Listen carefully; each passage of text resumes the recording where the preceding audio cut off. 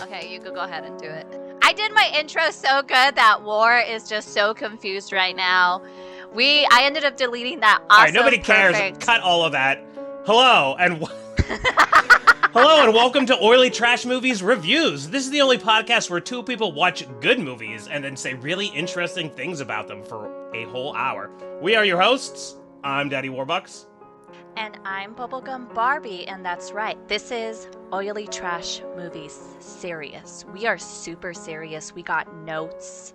We are looking at our stuff. So we're going full on hell-holing in our horse on fire, going into the sunset, ready to give you the most optimal review of all time.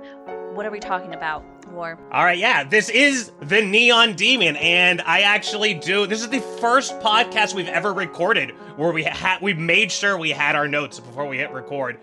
So, be prepared to have your face blown off. Hold on, I need to pull up some more notes. Neon Demon is a 2016 film. It is 1 hour and 17 minutes. It's a horror thriller, and it's about an aspiring model, Jessie, is new to Los Angeles. However, her beauty and youth, which generate the intense fascination of jealousy within the fashion industry, and may prove themselves sinister. The director is Nicholas Winding Refn? Nicholas Winding Refn. That's his name. That's the way he pronounced it, right? It's Danish.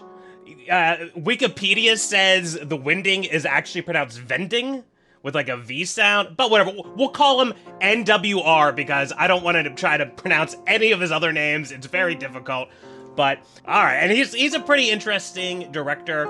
His American debut was with the Ryan Gosling vehicle Drive, which had sort of unexpected success in America, I think, and really got sort of a cult following. His follow-up film, Only God Forgives, really began, for me anyway, that's where I started to see his sort of style come in. And I didn't think that movie was as good as Drive, but just, the man has such an interesting take on color palettes and lighting, and the Neon Demon is just a smorgasbord of beautiful shots, beautiful lighting, and shot composition that I don't think we've ever seen before. Here I could see that this film alone has had 18 wins and 39 nominations. It did really well in the Danish community. So as you were saying, the color palette is wonderful. I have that all over my notes. I think it's very, very beautiful.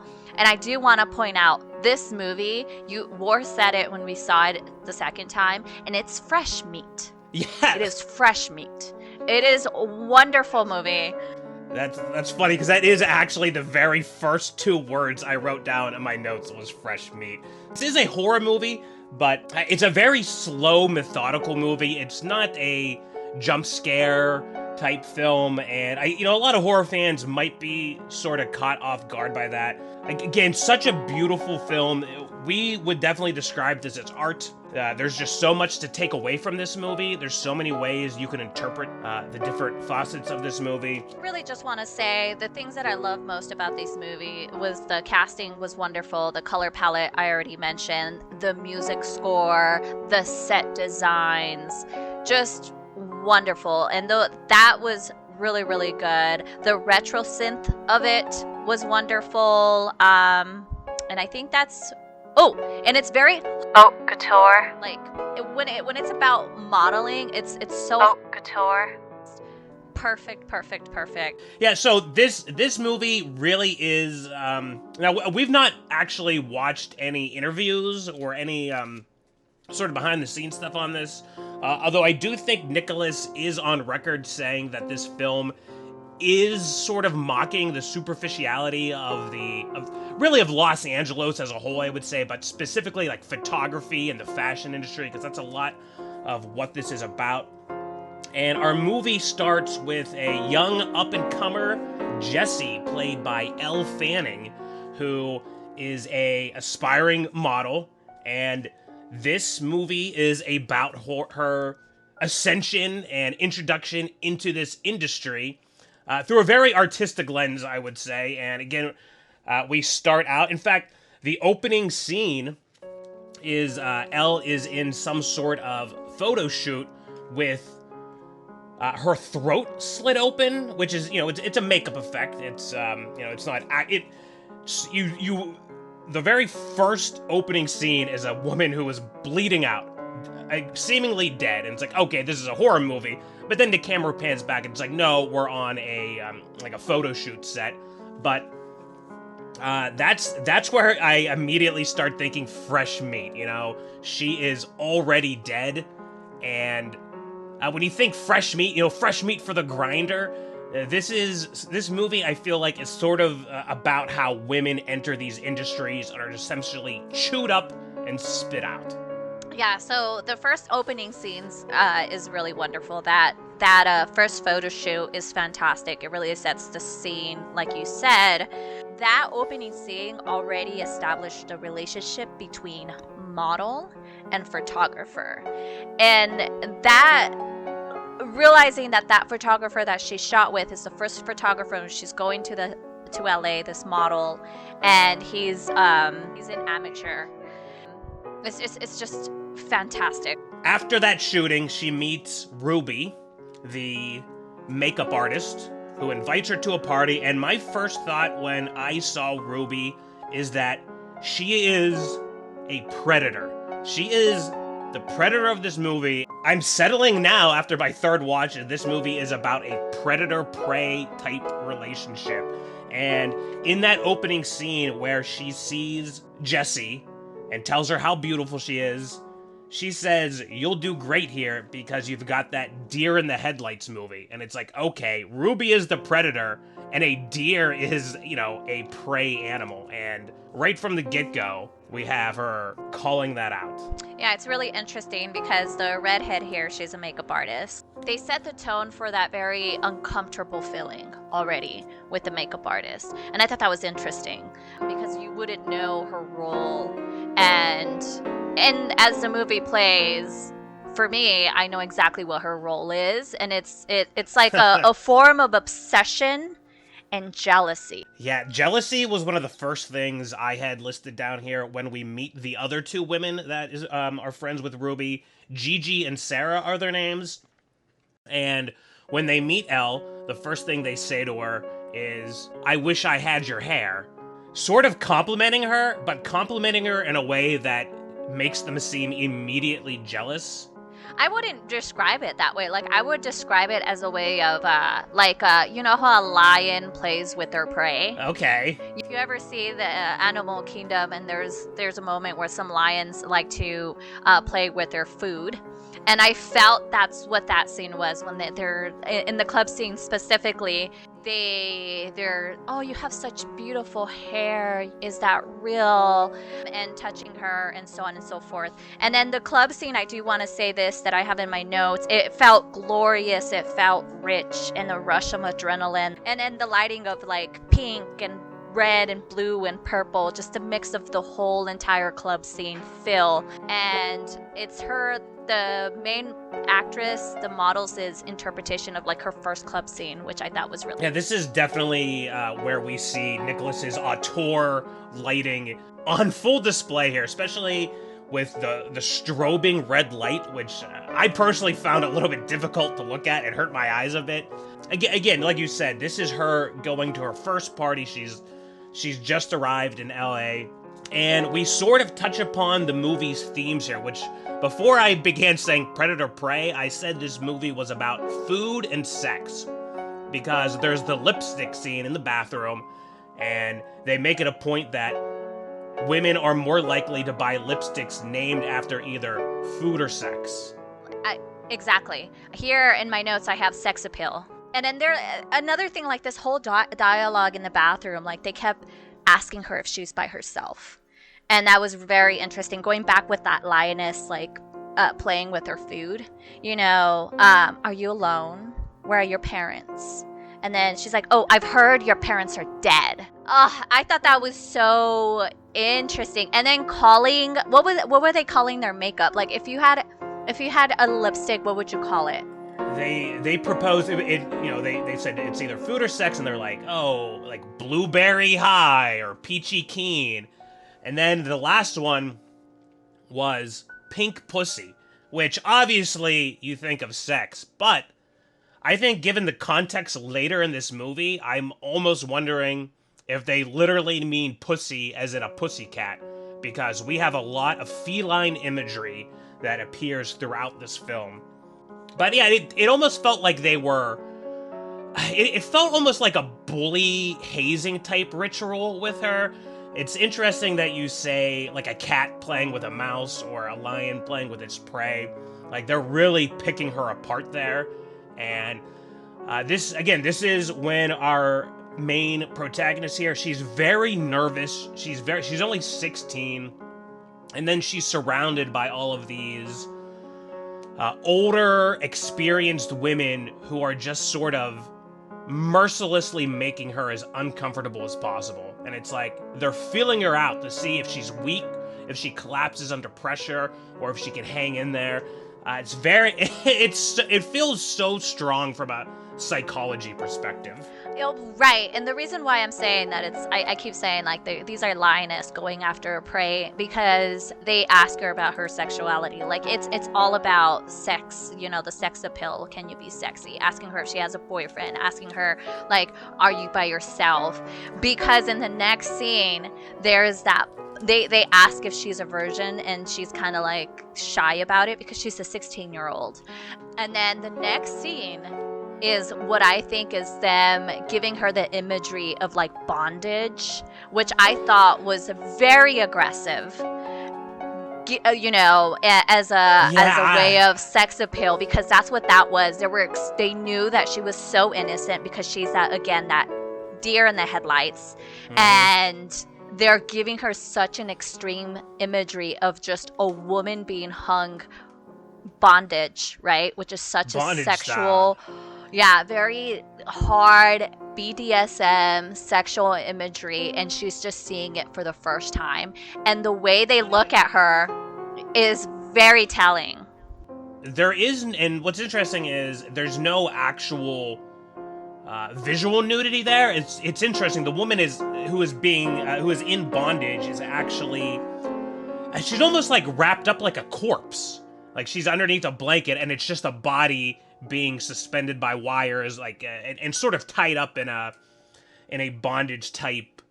If anyone is familiar with the Portal series, GLaDOS is sometimes one theory is that GLaDOS is supposed to look like a woman in bondage, and I'll put that image up here so you can see it. And that's essentially what this scene was, but. Yeah, honestly, I didn't know what to make of the bondage scene. It was kind of bizarre to me.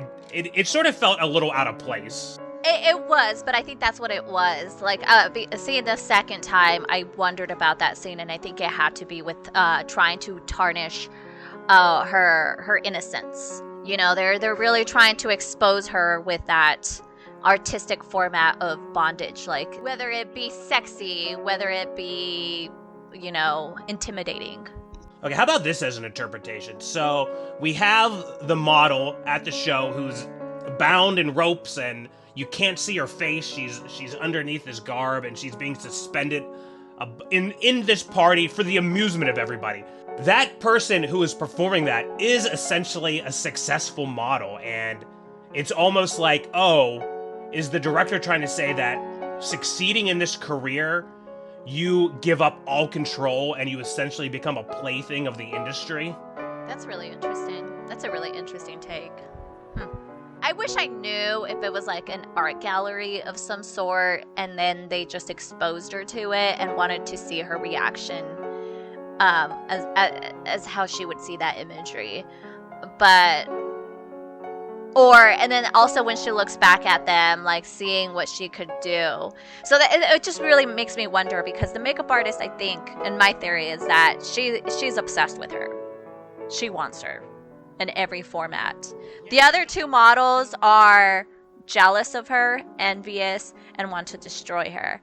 And the way this scene is, like, the way she looks back at each one of the the three females with the makeup artist, she's laughing and giggling like, ooh, I hope you like that. You know, a very sexual reaction to it, where the other girls are kind of doing it as a predatory, I want to destroy your life, I want to destroy your innocence.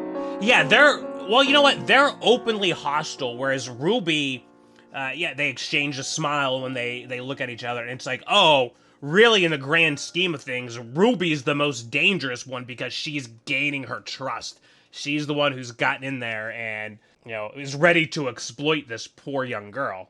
And then the next scene that I have written down here of note is the mountain lion scene. See, that goes back to my theory of, I forgot about that lion scene, because then it goes back to my theory of the models seeing her as prey. I do want to... That was my theory, Bubble. Well, no, that was mine. That's what I said. So, I guess going back to that, because, like, they found out that she's a virgin, or she has that innocence. Like, it's known already. No, she did say that she fucks all the time, was, I think, her exact words. I don't think so. I think she didn't say anything. Like, she's never, because she ends up going back and telling the photographer later. Yeah, and she says, I lied when I said I was with guys all the time. Right. And then she says, oh, I don't but care. I think, in the bathroom, but you know, they say, the women knew says that she's innocent. Probably. Yeah, the women knew she's innocent. And I also think about, when I see this movie, I think about the serial killer. Her name was like Elizabeth Bathory or something. I have to bring her up. Oh, the one who would bathe in the blood of virgins. Yes. And because she thought it made her young again. And I think about that all the time. So this movie like screams that serial killer, and it's like the most documented, the first document written. So the first female, yes, killer, yes, and I think that this screams. Oh that. My God, you are right. You are right. They want her because of her virginity and her innocence. Oh my and her God. beauty. Well, that's why she's so beautiful. We will definitely touch upon that later, but as you were saying, I think the fact that a mountain lion got into her room, big cats are predators, and what's interesting is, for whatever reason, we sort of associate cats with women, right? Like, you might say that a woman has feline grace, or you might say that a mountain lion has feminine beauty. I mean, they're very... I agree with that, because, like, I have my cats, and they constantly, one sabotages my podcast, and women could be like that too, you know? Like, I sabotage myself all the time. So, yeah. We call women catty, you know? Cat fight. We say, oh, she's got claws, cat fight, cat girls. Cat girl. Cat girl. All right, so after the mountain lion scene, Jessie gets her first job. She gets picked up by a modeling agency, and she goes to her first shoot, which is with a very famous photographer. And it's such a gorgeous scene. All of the scenes are just so meticulously thought out, and this one is almost surreal, where it's this giant white room, and it's almost like she's floating in it. And what do you make of this scene, Bubble? Well, when we were watching it, you asked me if this is similar to actual photo shoots, and I mentioned that it kind of is. Depending on the photo shoot, the main focus is going to be the model, but the main focus is the clothing. So you want a white background, because the clothing, regardless of the stitching and color, pops out tremendously, or it's black. So it's very, very accurate. And the photographer here, going back to that relationship photographer and model, is very, very interesting, because this photographer here that she meets is like a known photographer. He's an artist. He's the one that breaks you into the industry. He's probably the guy who you want to shoot with, that gets you in the magazines, the front cover of the magazines. So he has her stripped down, and then he rubs gold paint on her. Right. And you had a pretty interesting take on that. I did have a pretty interesting tip on it. Like, at first you're wondering if he's very predatory. And the fact that he asks her, how old are you? And the manager said to tell him that you're 19, you're always 19, but she's really 16. And the fact that she strips down is very like, as the audience. But as he has the scene and he just starts pouring gold specks on her skin, for me, I saw it as an artist, a complicated artist painting on his canvas, which is her. And I saw it as like, he's found a muse, he's expressed, like he's an artist. And yes, it's kind of gross, but the shots of it was probably extraordinary. Like the idea of it was probably beautiful. And that's the way I saw it. Well, given your interpretation, would you say that is sort of beginning the process of objectification of this woman because she's having... You're calling her a canvas on which he's painting. So right. Is she no longer... Is she becoming less of a person? Yes, because really, to be honest, models are mannequins. Walking, talking mannequins. And that's the way makeup artists see them, that's the way hairstylists see them, that's the way designers see them. They're a walking, talking canvas, and that's what that signifies, really, is this photographer getting so close to her and just painting her canvas in a very raw, grotesque, uncomfortable, but a beautiful way of doing it. Like, it's just so complex. Like, artists like this are just so complex. I could go back to Van Gogh. I could go back to Picasso. I could go back to like freaking the guys who were just mad, like just madness into their art. And this is the way I see this photographer. And this, admittedly, the actor who plays the photographer brings such an he just looks like such an intense person. Right. That's wild. So I have a slightly different take. Although not to say that your interpretation isn't also equally valid. This movie is so complex that it is true art in which basically any and all interpretation is valid. And what I thought of this scene is it's our main character losing her virginity. And in this sense, it's her losing her modeling virginity, but it feels...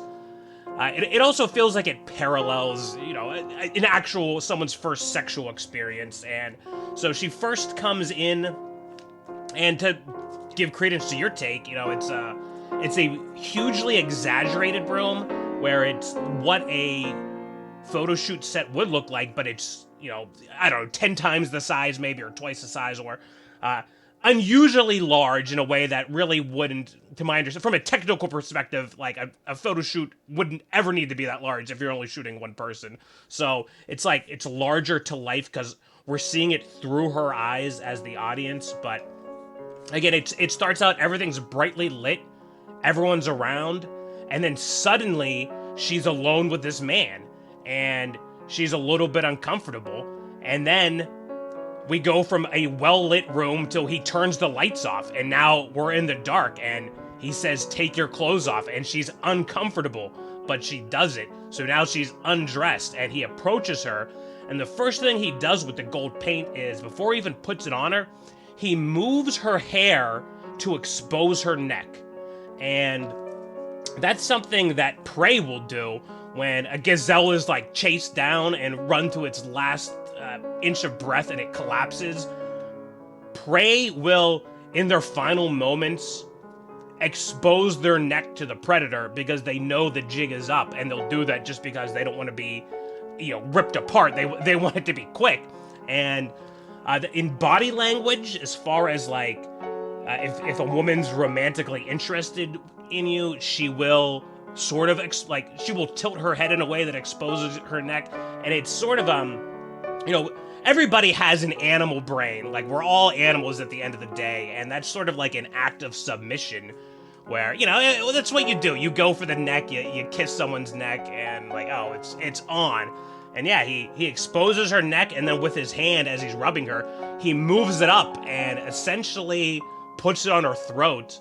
Not threatening, but in a way that's like, oh, you are submitting to me. And that's what made me feel that this was a sexual encounter. And, just a metaphor for her losing her virginity. Right, and I completely agree with you. The biggest telling sign is when she finishes the session with him, and the makeup artist says you have to be careful with him. He promises a lot of things to a lot of girls, a lot of young girls. You can tell with this, our main character, she just moved to LA, she's by herself, and she wants to be a model, and she's hungry.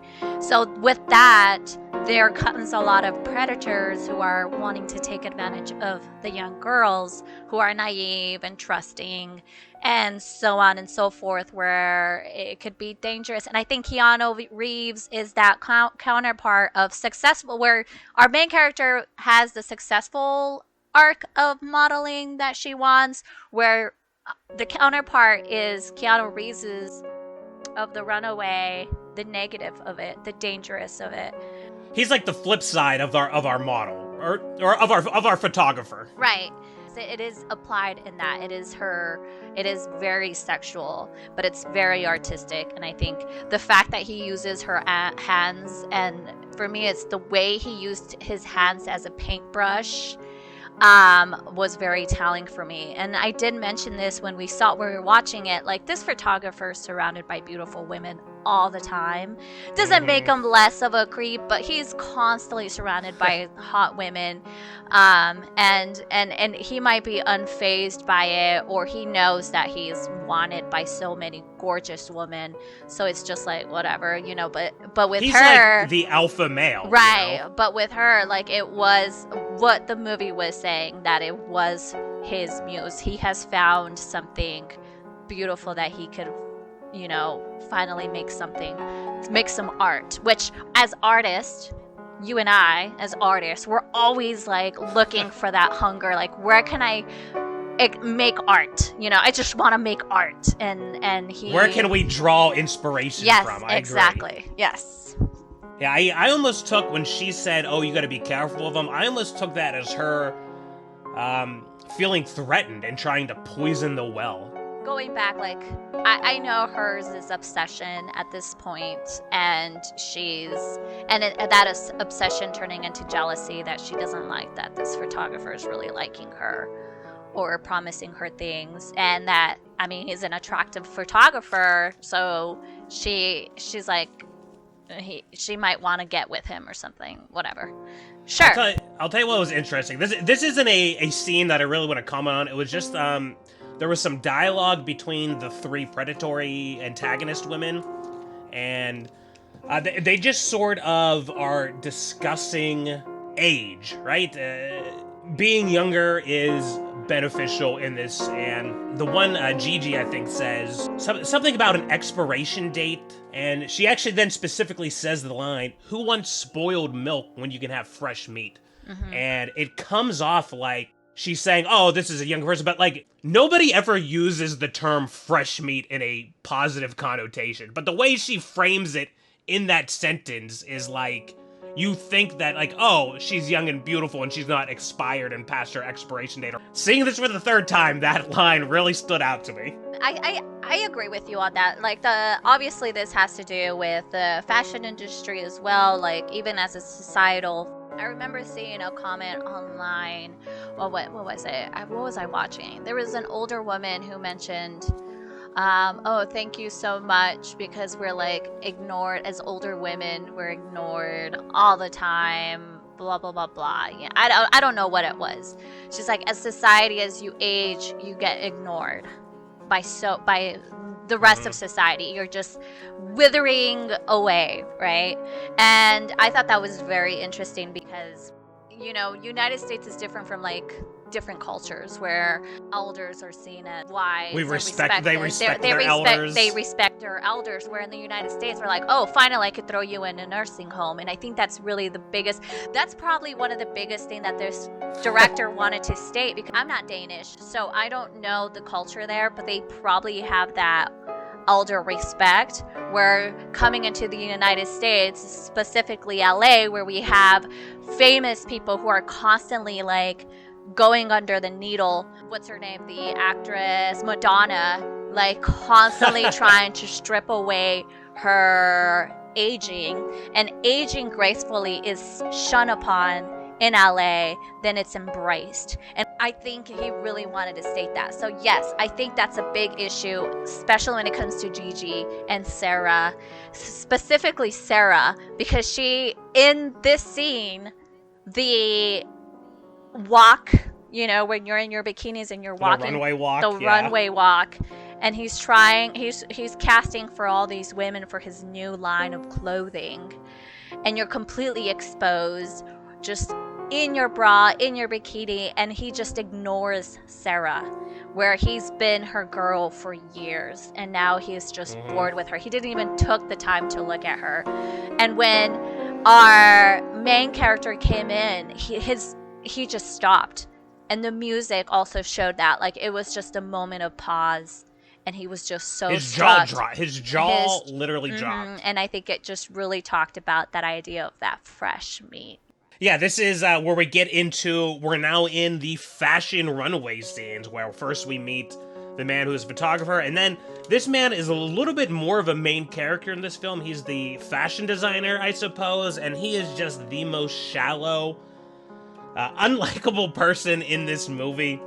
I do want, before we go there, I do want to say, okay, so we have Keanu Reeves, which is the hotel person. And I do want to point out, I love the hotel rooms, because this is where the model is her most vulnerable. Like, she's just, you could feel it, you know, she's just so vulnerable. And there's like weird, interesting like imagery that happens in her room.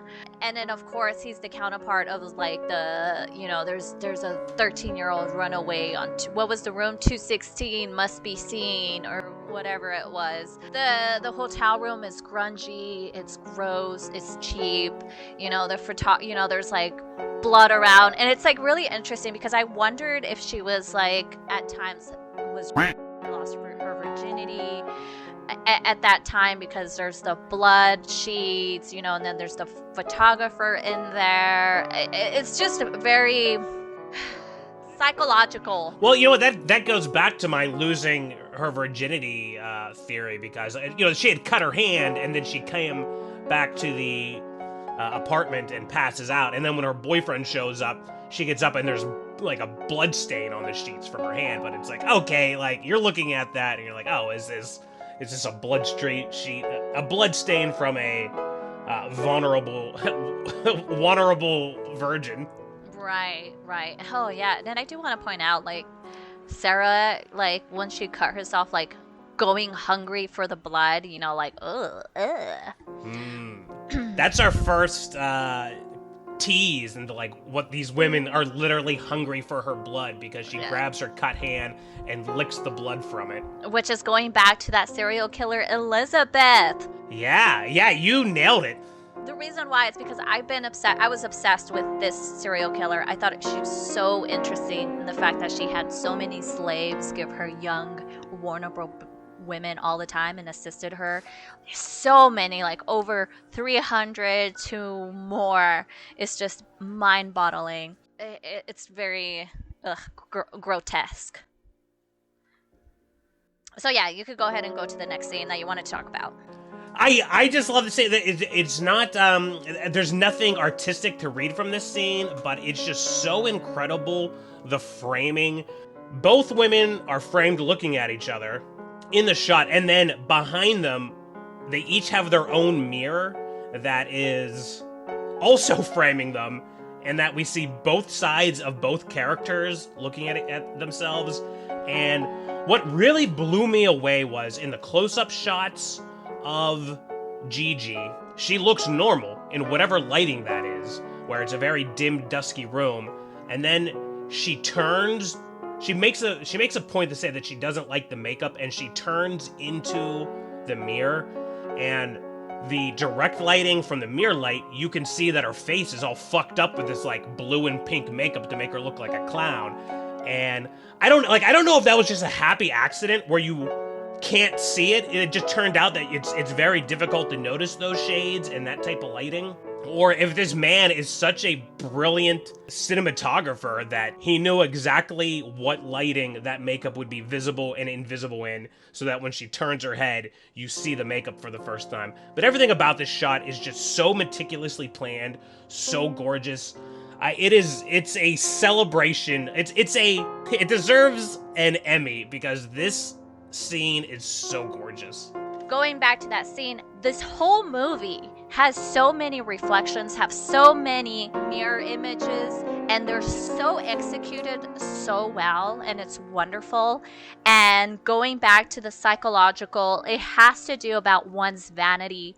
I think that's why there was so many mirrors everywhere, because we're so obsessed with our ego self. We're constantly wanting to please other people to see what we see, or and the like perception of oneself. The perception of oneself and being obsessed with it.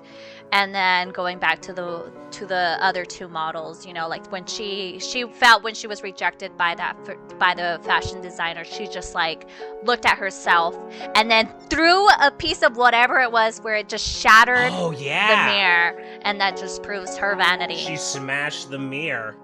I didn't see that connection there, but.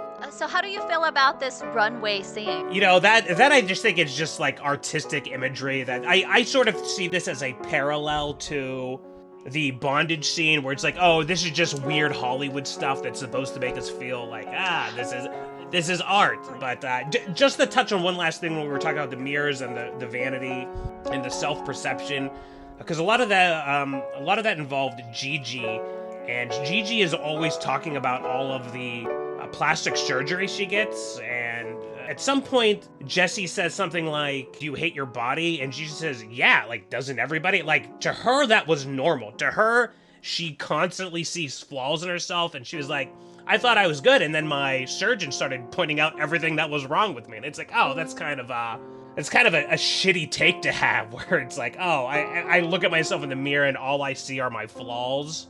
Well, it's also, it goes back to like that psychology when it comes to social media, when you have like maxing, you want to max, what can I do to max my looks? How can I max it? And there's constantly on TikTok, especially with the younger teens right now, where it's like constantly rate me, like, would you date me? Will you, how can I max my looks? What can I do?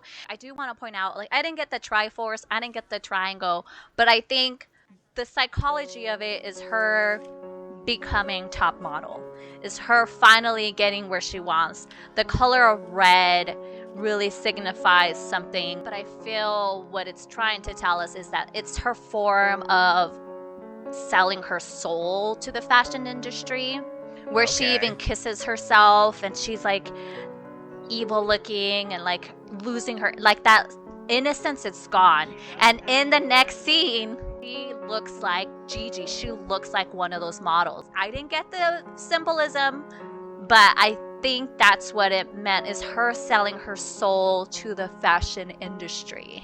You see, now that we've rewatched this, I think I have a little bit of a new take on this scene, where as far as like the triangles, I don't know, but she enters into this triangular area, and it's like a fractal where there's like an infinite number of reflections almost, and you talked about her kissing it, and I think that is such a stark comparison to earlier, where Sarah sees herself in the mirror and then smashes it. Jessie sees herself in the mirror and kisses the image of herself. I see that almost as her loving herself, as opposed to the other models see themselves in the mirror and they hate themselves. They hate what they see. Oh my god, and it goes back to the pool scene where she's talking to the makeup artist and she says, I am beautiful. People wanting to be like me and knowing that they can't reach me or something. That whole little monologue. Her boy, there's a scene, this might actually be a different scene, but the scene where her boyfriend says, like, is that really who you want to be like? And she says, oh yes, I don't want to be like them, they want to be like me. Right. I would say, we kept saying like, oh, now she's hotter. Mm-hmm. Really, I think what it is now she's confident. She doesn't have that bewildered deer in the headlight looks. She has, yeah, I'm the baddest bitch in the room look. She's essentially the top model in this fashion runway, so she is just, has a meteoric career, you would call that, at this point. I thought this scene was interesting. She's like, I think she's shedding, like this scene where she's in her hotel after the fashion shoot, and she does these weird movements, and I think that's her shedding her skin and finally becoming who she wants to be. Because she's just like constantly just like stretching and just like moving her feet and just like being a weirdo in her bedroom. And it goes back to me thinking like this is her most vulnerable self, and this is where you actually get to see her who she is, away from the limelight, away from other people. And I think this scene means something because she's shedding her skin away. She's becoming this reptile. Oh, I think it means the exact thing where like, these stretches are like the stretches that big cats do and small cats. To me, when she was doing those stretches, I thought that was a cat-like imagery of her. And it's like, oh, she is becoming like the predators, like these older women that are more experienced, but personal take. Then the 13-year-old next door is assaulted. I don't really have anything to say about that. Yeah, that's, I mean, I guess I do want to say something about that. Like, that's a real thing. It's really close in hand with the modeling industry. You're gonna have human traffickers because the human traffickers prey on that hungry, young, innocent girls who will do anything to get to the top, to get to that top model. Predators lie to them, and I think that's a big reality that happens, like really horrific, dark format, which I think the film really wonderfully kind of touched on. All right, but I don't have too much to say about that scene. Yeah, sure, it shows that this is a violent, dangerous place, but definitely always lock. It's crazy. Like, if you have a hotel or a motel, always lock your door and put the chain. Like, geez, oh man, like, there's crazy people out there. Yeah, because you don't know where there's like a sweaty, oily trash just roaming around all the time. Narratively, that scene serves to scare Jessie out of this motel, and that's when she calls the one person that she is trusting, Ruby. Ruby says, you ever need anything ever happens, give me a call. So she goes to Ruby's home, which is this palatial estate that she is house sitting for, and we see the greatest thing, our favorite. In this house is a taxidermied cat. Oh, yeah.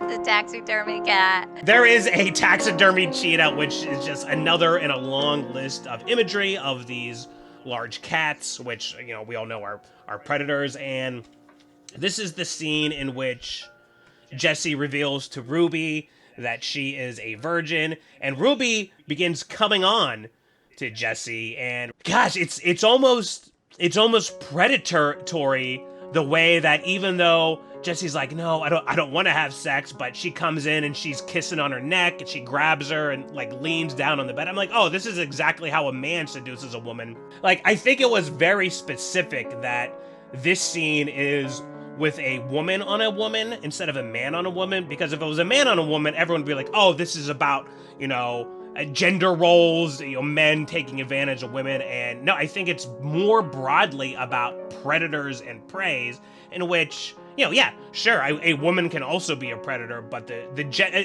having it be girl on girl just makes it gender blind. And that's where I start to think like, okay, that was specific, because it's not about the genders of the character, it's about the predatory obsession. The power and dominance and food and sex and all that stuff. And I agree with you. I think Ruby is obsessed with her. It's the obsession. It is the stalker. It is the I want to wear her skin obsession. She kept making it sexy for her. She was so jealous of the photographer. And then when she forced herself into it, and she couldn't take no as an answer, to a point where she ended up having like a little psychological break in the mirror and going back into that little imagery of the mirror vanity is her hating who she is and just like really like, oh, you're so ugly, she doesn't like you, you're a disgusting pig, and then I don't know, like finally not taking the rejection well and wanting to take, that mentality, if I can't have you, no one can, which has happened to a lot of celebrities who have passed. There was Like all of the celebrities that passed. We don't. There's been hundreds of them. There's been hundreds, and it was all these obsessed fans, yeah. Which, going back to that, if you guys do not have this mental break in the mirror, I'm gonna be so upset. I'm gonna get my taxidermied cat and I'm gonna have it in your bedroom. You better follow us and subscribe for our serious reviews. If you don't offer to brush our hairs in really creepy ways, you're not really our fans. Because we're constantly telling you to take care of combing your hair, and you don't have the courtesy to brush showers. We're coming after you. We'll get our whole predatory cats to chase you guys. I can't believe I didn't notice that in the movie. She was like, "Okay, now you just take care while I comb your hair." Yeah. Two things I want to bring up. One, you said you called her a stalker. You said she's stalking her, and the word stalk. That's 100% what happens, and we'll see a little bit more of this because we're now getting into the climax of this movie for those who are wondering when this review is going to end.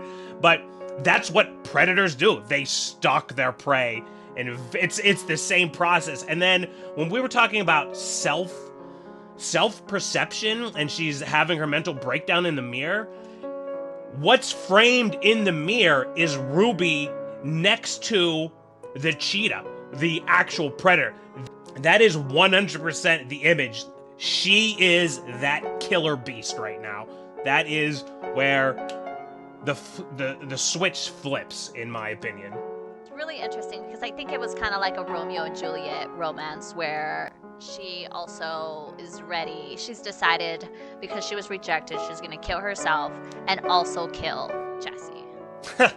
Speaking of death, should we touch upon Ruby's other job, because that seems to be like that was something important, because we see her at her other job twice where she is the makeup artist for a mortician's office. It is very important because we have the credit of me, Bubblegum Barbie. Here's my IMDb. I am the corpse. Just kidding. Bubble is the corpse in Neon Demon that Ruby makes out with.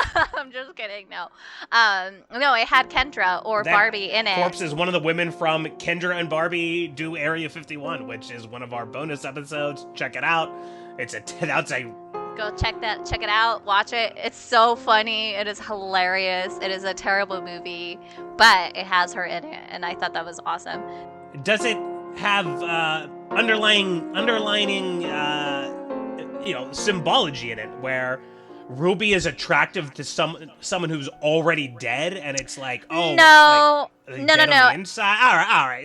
You think that's nonsense? I think it's very simple. I think that scene was very simple as it was, because you see Jessie and she's wearing what Ruby left her, the red robe or whatever, because Ruby kept leaving her clothes, and she imagined her as she was touching the corpse. So it was just the obsession that she has over her, and like really wanting her so badly. She was so obsessed with Jessie that she did the necrophilia, and I think that's what that means. It's just lit. Okay, you know what? That's all true, and I think the metaphor in that we're talking about, she's a predator. She's looking for fresh meat. Predators will, when they're starving and they can't get a kill, or if they're older, they will resort to what you call a scavenger, where they will eat something that's already dead. So I think that's what this is meaning. She couldn't get the fresh meat, which was Jessie, so now she's feasting upon a corpse. Right, and she's fantasizing Jessie in the red robe, in this red couch. That's all the scene is. It's gross, it's disturbing, it is. And props to Kendra or Barbie. She played a very good dead woman, so... She's a great corpse. She's a better corpse than you were, Bubble, in the prostitute murdering truck driver. Okay, moving on. All right. Moving on, we have our climax in which the three women confront Jessie in this home, and Oh, almost look at the like the background. way a I never noticed that. Look at that back painting. Like she's of like like an what is that, like a cherub or an angel? angel, but she has like a hint of red, and she's like sleeping, like a beauty, a sleeping beauty. Oh my god, yeah, this is the exact opposite of when Ruby was in the mirror, and beside her, and also framed in the mirror, was a predatory cat, and now we have Jessie being framed with an angelic cherub who also looks like she's dead in that Right. that looks like a dead child. And we definitely have some angelic imagery coming up, but we have and she puts on a white robe, and then she's standing on Excuse me, the that's kind of like a diving board. That's like a gray, Toga. white, like a gray off-white color.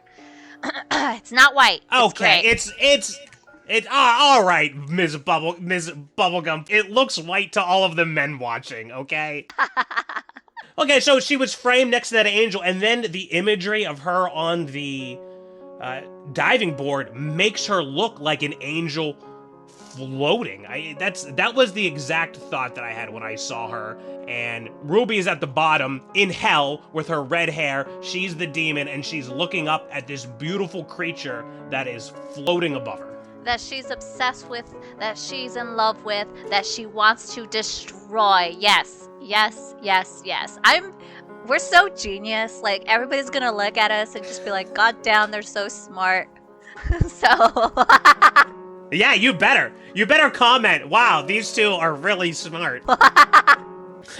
All right, so then we have the other women appear, and much like a pack of lions will separate a gazelle or a buffalo from the herd, these three women sort of box Elle in and eventually murder her. I do want to point out to all the men out there, our Jessie put in glitter makeup that is pink and silver. It's important simply because of the next scenes that's going to occur. Continue if you want to add any more things. You think so? Oh, yeah. Well, I didn't know what to make of the eye makeup that she put on. I will tell you once we get there. possibly- But the one thing that I thought was really interesting, when she comes out of the pool, she sees Gigi, and she's like, "What, are we having a party?" And like, Sarah just punches her, or the other way around. I don't know who's who. Obviously, it just becomes super, super crazy. Now we have the lions going for their gazelle. The lionesses. It's so cool the way she's so she's being I don't know if you would call this being stalked, but she's being threatened by this woman, and she backs up, and then she backs up into a room where that all of the lighting is red, and it's like, okay, we have entered death time. So then she's dead, and we have what Bubble called the greatest shower scene of any movie we've ever seen. Here's my importance of the glitter. Obviously, this imagery is Elizabeth. In the bath, she is covered in blood, in possibly virgin. If you look closely, they are draped in glitter. Not only blood, but also glitter. All of them are. Oh, okay, yeah, I do see it now on her, yeah. That's all right. Congratulations, Bubble. That is a great spot of that glitter up that woman's thigh, and I see it now on her back, and both of them, and on Ruby's face. But my favorite part about this, and I think you were also 100% right when you were talking about that Elizabeth woman, because she would bathe in a tub of blood. And she so would these hang women the corpse. are... Yeah, she would hang the corpse above the tub. She would hang them above the tub, and they would just drip down, and she would bathe in it. Yeah, it's disgusting. And the way the blood is just completely crusting and covered her entire face. This was the first time watching the movie that I was like, oh, she looks like a predatory cat, where you can I'm gonna have a collage of images here where cats, after they complete a kill and they come up, like, their faces are just completely drenched in blood, because they're like putting their heads inside of these corpses and just like like ripping out their entrails and consuming them. And then there's a wolf. Oh my gosh, I didn't even know the taxidermied wolf back there. Oh, the empty grave. What did you think about that? I don't know, man. This is where the movie starts getting super weird. Okay, so because it's a psychological. Remember, one thing Warren and I disagreed with, and Olympia as well, because he saw this movie with us. They disagreed that this was a psychological horror, and I told him this is a psychological horror. 100% it's a psychological horror. Okay, so she dug a grave, right? But it's shallow and empty. So it shows that the fact that nothing of her was left. So I thought that's one thing that I thought was very interesting, was the fact that she dug out a grave, but it's shallow and empty. And maybe that's also because she was sitting in it, it could also signify her, like, now that she has eaten her beloved, her obsession, she feels shallow and empty. That could be a thing. Or maybe because she's now eaten this woman, she has sort of staved off death for a little bit longer. So, instead of saying, oh, they've got one foot in the grave, like, she has sort of rejuvenated, because I believe that was also the belief of Elizabeth, was that in consuming this virgin blood, she'd be able to live forever and stay young and beautiful forever. And then we got some weird scenes where after we see the wolf, she begins expelling blood from her vagina underneath the full moon. I didn't know what to make of that. Well, because she says it in the scene, like, I see that scene again, because I wanted to see what she talked about with the photographer, what the moon signified. Like, I think it was something like, when I see the moon, I think it's like a big eyeball watching me. Oh. The fact that Ruby, like, died or bled out when she was looking at the moon was really telling, but then that might have been her suicide as well. Like, she might have done something grotesque, like put a knife in her, I don't think she died in this scene, though, right? Like, I think so, because she dug out a grave. Like, again, going back to that psychology, the grave being dug out but shallow and empty, and her sitting in it, and I think it also signifies her feeling shallow and empty without Jesse. And then she has the moon, which Jesse signified meant, I think it was like, it's a big pupil staring at me or something like that. I don't remember what it was, but I think that has a connection between her and Ruby. I wonder if we can extrapolate the fact that in the beginning of this movie, she is in front of the Los Angeles skyline and there's a full moon, and at the end of it, we see Ruby bleeding for some reason, and it's also a full moon. Like, did this whole film take place over the course of 1 month? So here it says, booming, cheering, blah, blah, blah. No, that's not it. Hold on. What did it say? It said Los Angeles. I can't find it. Who cares? Let's move on. Oh, I do want to. Okay, so I do. Cut all that. So I do want to say that Nicholas Winding Refn allegedly chose to film in the Paramount Mansion, which I think is the mansion where she gets killed. It's because it was rumored to be haunted. He also forced Ellie Fanning, our Jessie, to watch Beyond the Valley of Dolls for her preparation for this film. And I haven't seen that, so I want to see it. So if that movie inspired Neon Demon, I would definitely be interested in checking that out. I don't think I have too much to say about the epilogue. They do confirm that they ate Jessie, and the one girl says she can't handle it. She's like, I need to get her out of me, and she pukes, and the blood comes out, and a full intact eyeball comes out, and it's blue. It's the same beautiful blue as Elle Fanning's eyes, and the other actress, Sarah, picks up the eyeball and eats it. It's gross. It's a horror movie, and that's basically the end of their movie. And as I've been saying, this movie, I think, is about the predatory nature of the industry. It's about competition, which is a thing that we see a lot in nature. The women at the beginning, during the bathroom scene at the party, they talk about who are you fucking, because everyone wants to know who they can fuck to get ahead, and if she's more beautiful than me, she can get further ahead. So it's all about competition using sex as opposed to like competition over who's the best killer. But those worlds are blended together in this film masterfully and artfully. So, very interesting. Ellie Fanning was 16 years old when the filming started shooting, turned 17 during the filming, and 18 years old What? when the film premiered. Yes.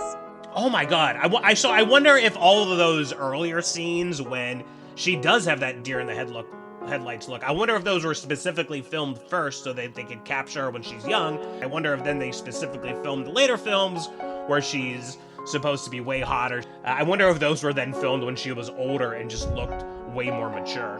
Right, and then I do want to mention this just for Limpy's sake. The nightclub ladies' room scene, Ruby says that the shade of lipstick being applied is called red rum, a reference to the infamous quote from The Shining. Red rum. I used to say that all the time. And you know what? What's amazing is the thing about red rum was they used to write it in lipstick, and when you saw it in the mirror, it spelled out murder. Oh my god! Right at the beginning, they're telling you this is called murder. And then there's so much mirror imagery. Damn. I can't believe that went over my head, red rum. I don't know, that you said you had lots of pages that we didn't get to. What other parts of this movie? Well, I do want to say that Keanu Reeves improvised the line, "Room 214, gotta be seen," and I literally remembered that line. So going back to the models, where they're doing their photo shoot, I noticed that Gigi was gagging the entire time of the shoot. She was just feeling sick. She looked ill for the photo shoot. And in comparison to Sarah, where just seeing that she had a negative reaction to consuming her, this is where it got really, really, really bad, where she was just like really sick. Like, I'm feeling disgusted. And then the fact that they're in the pool was very interesting. The clothing was very interesting. It was that, like Gigi is wearing that red skin shredded, that blood red. Possibly how they ended up eating Jesse. It's just very interesting imagery. Yeah, I think this is a fantastic film. It is so beautifully shot. Every scene feels like it was meticulously planned. And you said that you read this man is colorblind. That's insane to me. This guy seems to have such a grasp on color theory and lighting choices that it's essentially the exact opposite of Spare Parts, where the lighting, even though they tried to make it garish and interesting, it ended up just being boring. Every shot, every frame of this movie is a painting, to steal the title of another podcast. It's just so gorgeous. I think people who like more overt horror probably won't get into this as much. If you want to see constant killing and stabbing and guts hanging out, you're not gonna be satisfied. This is very much a slow burner. I don't know why I argued that this wasn't a psychological horror movie, because that is essentially what it is. It's a very thoughtful, artistic piece. We were screaming at each other like a couple of days ago, where Limpy and him were ganging up on me and saying, "This is no way a psychological." I'm like, "Yes, it is. It's a psychological horror, and I'm gonna tell you guys. I can't wait." I even said, "War, I can't wait to prove you wrong," and I did, and I succeeded. Yay me! Which you did. You proved it wrong.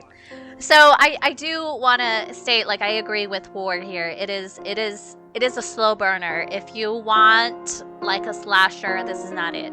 But if you're into horror, psychological horror, I think this is really good.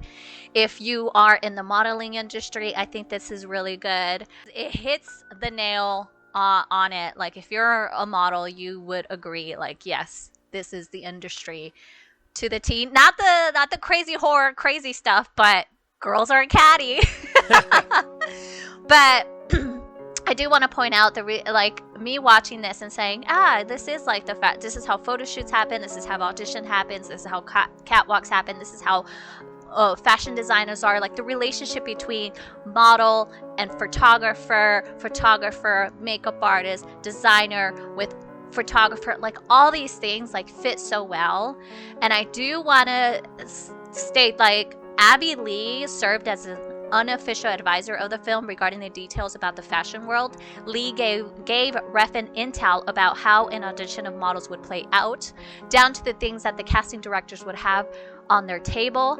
Abby Lee also taught Fanning how to do a proper catwalk as a professional model will do. So this is just very accurate when it comes to it. So if you're someone, you know, who's interested in or would like to get intel, I recommend this movie. And the fact that it's a horror is really fun. Yeah, anyone who is interested or involved in this industry will probably get a lot more out of it than a pedestrian or a normie, as you called them. I would say this movie has a lot of tension and suspense, which is definitely driven home by like the house techno music. And what pains me is knowing that there's going to be people who probably watch this movie and say it's boring. Right, yeah, I mean, I agree with you. That would be very interesting. But again, maybe, I mean, sometimes you just don't have artists. You just have normies. We're just artists and we love this movie, so it's okay. It's art. It's art. What I gotta tell you. There's just so much to get from this movie, in my opinion. You could, like, I've seen this 3 times now, and now almost essentially a 4th time since we've been talking about it while it was playing for now an hour and a half, and we've essentially seen it again while discussing every bit of minutia. And it's like every time I rewatch this, I get something more out of it, and this is one of my favorite movies, I would say, and I give this a 10 out of 10. I do too. I really, this like is my favorite movie. Also like the horror movie that I really, what was that one with the dancing one? Where if you put bubble on it, it comes up. Suspiria. That one's terrifying. But this one is so artistically beautiful. And it just, also it's really interesting because it gives me that like I'm proud of it, but it's like also like, oh my God, it's spooky. It's just so gross. It is fresh meat. It is glamorous, it is rich, and it's a rush of adrenaline, but very slow burn of adrenaline. It is, I mean, the women are beautiful. The characters, the cast is just gorgeous. It's art. 10 out of 10. Bubblegums. Go watch this. All right, do we want to keep talking about this? I feel this is like one of those movies where it's like, yeah, I could talk about this movie forever, but I will end it by saying that the mansion of the end of the film is the location where they filmed the ending of Scream 3, and that is it. All right, I think the last thing I would have to say is, if I want to make a comparison, if you watched Black Swan, another one of my favorite horror movies. Oh my God, okay, and if sorry. you thought... Hold on, I forgot. So the fact that you mentioned Black Swan...